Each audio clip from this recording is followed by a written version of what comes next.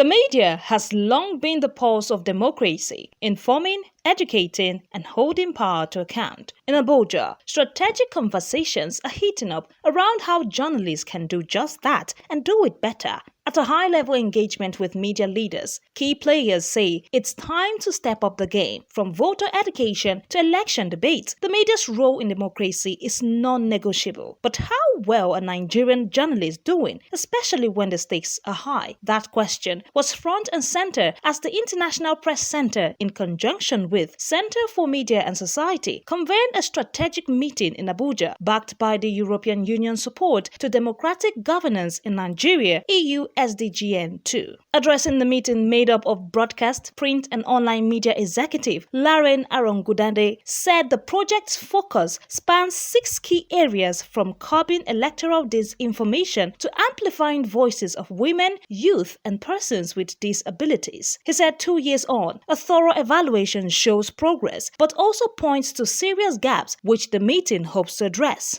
A missing gap is the fact that the leaders in the media environment were not properly engaged to provide the enabling environment for these journalists to apply their trade. So that's why we're here. And like I said, in Lagos, if we're trying to adopt an academic approach, we can say that one hypothesis that has emerged from that evaluation is this: if journalists are well trained and adequately empowered, and if they have the right opportunity to deploy the knowledge acquired through their reporting, then the media will make the desired impact on the electoral processes and elections.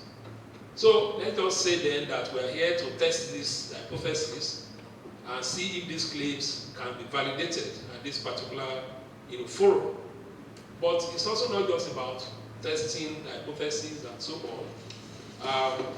This is a high-level event which we think should also foster collaboration among media executives here and even their media institutions, or what we can all do better to promote inclusive, fair, and acceptable electoral outcomes. In other words, as media, irrespective of the factors of our ownership, which sometimes can be political and sometimes business, we should be able to have a common editorial agenda on how we could advance the electoral process. And I guess that is one way by which the media could set public agenda during elections and electoral processes. So we hope that through our deliberations and recommendations today, we all will be able to change the narrative for the better and set the right standard for the impartial reporting of electoral processes and elections. The director, Center for Media and Society, Dr. Akin Akingulu, echoed the concerns, calling for structural reforms and stronger editorial independence, particularly for public broadcasters. Percentage of electoral reporting replacing partisan rancor with policy scrutiny. Women journalists are more empowered in storytelling. Yet, these are both foundations, not the edifice. For in our nationwide engagement, we have seen the cracks in our media architecture. Our women's programming remains trapped in domestic tropes rather than showcasing female leadership. Our youth voices have been exiled to social media alone, social media ghettos, where they should be anchoring primetime debates. Persons with disabilities are still portrayed as objects of pity rather than citizens with perspectives. And civic and voter education remain seasonal jingles rather than permanent civic infrastructure. So the non-negotiable: 1, content revolution.